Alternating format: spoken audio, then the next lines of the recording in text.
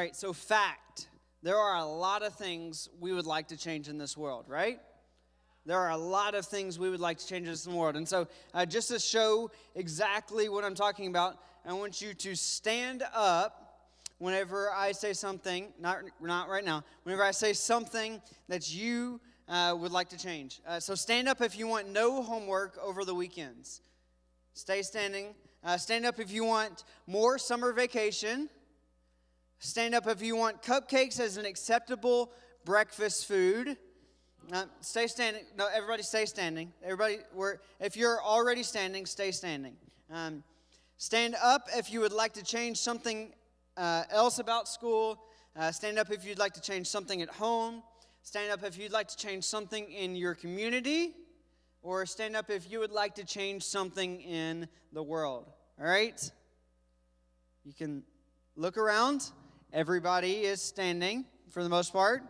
And so there's one thing. You guys can have a seat again. There's one thing that we all have in common. It's that there's some change that we want to see happen in the world. Maybe it's a little change or a big change. There is change we want to see happen. And last week we started a series called Movement. And a movement is a group of people working together toward a common goal. A group of people working together toward a common goal. And the movement we're taking part of today here at church, it's one that follows Jesus and wants to show others his love. And it's a pretty major movement, right? I think it's one of them that has the potential to change literally the entire world. Maybe you've heard someone say that you can change the world. And if you haven't, let me be the first to tell you that I believe it is true that you can change the world. You can change the world. And I think it's in this room right here, I think it's a room full of students that can change the world. Maybe we hear that and we get really pumped up. And it's exciting for us to think about being part of a movement that could change something in this world.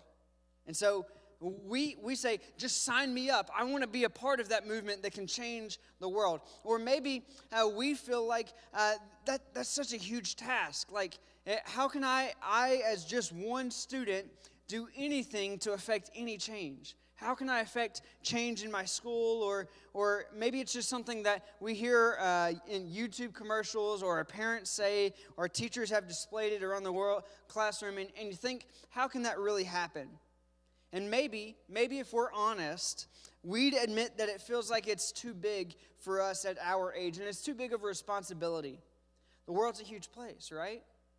How can we affect change in this world? We don't even know where to start. And if we did, if we're honest, we're a little bit scared to do it, right? If that's how you feel, let me just tell you that I can totally relate. Whenever I literally was most of your age, I was just out of my freshman year of high school, about to start my sophomore year of high school. I got the opportunity for the very first time to speak at church. And so I was just like most of you guys would probably be your very first time. I was super nervous. I was so scared. And it's not like me, I was just speaking in front of youth group. I was speaking in front of everybody at church, and I was the one that was giving the message. And I was so scared. I was so nervous. And you do it whenever you write your speeches, right, for class. You go and you write your speech. Maybe you practice in front of the mirror, and then you go, wow, that was terrible. And so you delete everything, and then you go and write an entirely new speech. I was doing that too. I wrote my message that I was going to talk about, wrote it, and then I practiced, and I went, wow, that was not what I wanted to say at all. So I deleted it and started over, and then I did it again. I was so nervous that I could never get what I actually wanted to say down on paper. And so then the day came, and I was so nervous. I stepped on stage, and I was so nervous. I was so scared. I thought, everybody is looking at me. They're going to judge me. Like, what if I mess up? And so why am I telling you this story? Because I want you to know that you are not alone in feeling scared. The whole idea of doing something to change the world, it's scary. It feels like it's this big, impossible thing that we just wouldn't be capable of doing because we think we don't know how to do it, or we don't feel like we know enough, or we're not sure where to start. We don't think we've made too many mistakes, and so nobody else is going to trust us. Or we think that nobody cares about what we think. Or we know how once we start, we just don't know how to keep going once we do begin. Or maybe, and this is one that probably catches most of us, maybe we're just afraid that we're going to fail. And so why even start if I know I'm just going to fail? But what if I told you that all of this changing the world stuff is possible? In fact, it's something that can happen in big and small ways when we join the movement to follow Jesus. Because changing the world is something he did thousands of years ago. 2,000 years ago when Jesus came to this earth, he started a movement to change the world. And it's something he gives his followers a chance to do too. And how do I know? How do I know that? Well, because of something that Jesus said while he was here on this earth. In his final moments. And so today we're going to look at the challenge that Jesus gave his disciples, the closest people to him. And in one of his last moments, he gave them a challenge, his closest disciples. And he challenged them and said that they could do this thing. And so they had witnessed him do everything. They had witnessed him They had witnessed him heal people. They had witnessed him teach to large crowds. They had witnessed him divide up bread and fish for everybody. They had witnessed so much. They had seen him calm the seas and storms stop. And they had even seen him rise from the dead. If anything, you'd think they'd believe that with Jesus they could do anything. Well, remember, just like us, those same disciples were human as well. And part of being a human is experiencing the very real fear that you're going to fail, or the crazy big and impossible thing that you're asked to do that it may not be able to happen. So I have to imagine that when Jesus asked his disciples to literally go out and change the world, they were scared. They were nervous. Could they really do it? But let's first look at what Jesus said. He said this in Matthew 28. Starting in verse 18, it said, Jesus came and told his disciples, I have been given all authority in heaven and on earth. Therefore, go and make disciples of all nations, baptizing them in the name of the Father and the Son and the Holy Spirit, and teaching them, these disciples, to obey all the commandments that I have given you. And surely I will be with you always, even to the end of the age. This sounds like a pretty big order, right? Basically, Jesus told his followers, he asked his followers to go out and do something huge, to spread the movement to other people, to not just hold it in, but to tell other people about him. Therefore, go and make disciples. Therefore, go and tell people who I am. They are to literally go everywhere and teach people about Jesus. And I don't know about you, but that seems like an impossible task, to go and tell everybody about him. It feels like it's too big of a movement to jump in and to actually make an impact. And so I imagine the disciples might have felt that this same way. At this time, they weren't even safe in their own country. They were being persecuted. They were being killed and beaten up for being Christians, for following Jesus. Leaders in their nation were out to arrest them for what they were doing. They even killed some of them for following Jesus. So the idea of going into unknown parts of the world that they had not ever been to, and telling them about Jesus was even more scary to them. And it seemed crazy. And it definitely was hard.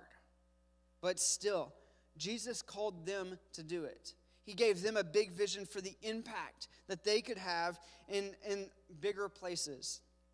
Did he know that sometimes they would be scared? You bet he did. Did Jesus know that it would be really difficult sometimes? Yes, even more than they would know, even more than they would even imagine. But Jesus also knew that with him, with Jesus, they could do it too. The disciples could do it. His belief in them helped them to believe in each other as well, both in themselves and in the movement. So I want you guys to think of it this way. Has anybody seen a relay race? You guys know what I'm talking about? Like the first person's running with the baton. And at a relay race, the baton has to be passed from one runner, one athlete, to another. And so the baton is used to tell the next person it's their turn to go. And so in a way, Jesus was holding the baton, and at this moment, he was passing the baton to his disciples. He was handing his disciples a baton. It was like, okay, I have ran this far now. Now you take the baton and you run with it. And you go and make an impact on the world. And the same can be true for us. It's your turn to take the baton now.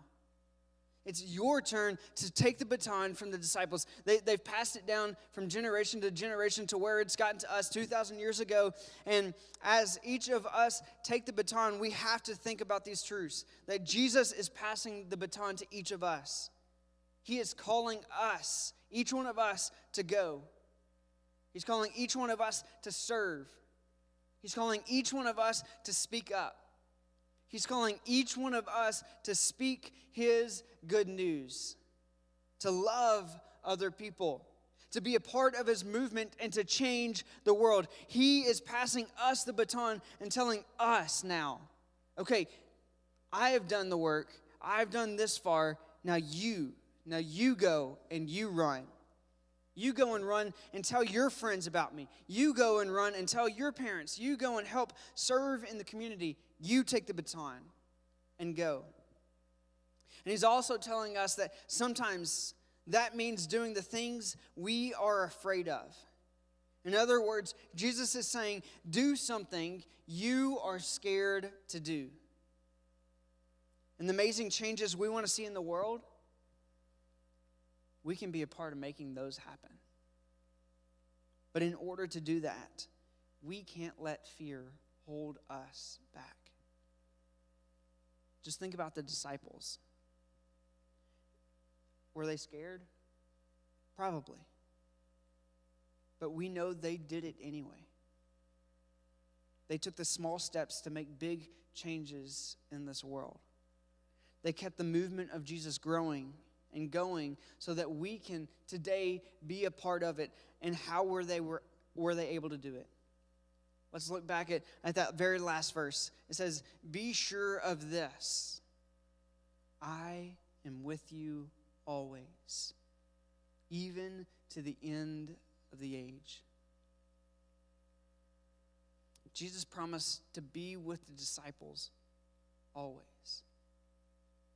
Not just sometimes. Not just when it was easy. Not just when they needed him. Always.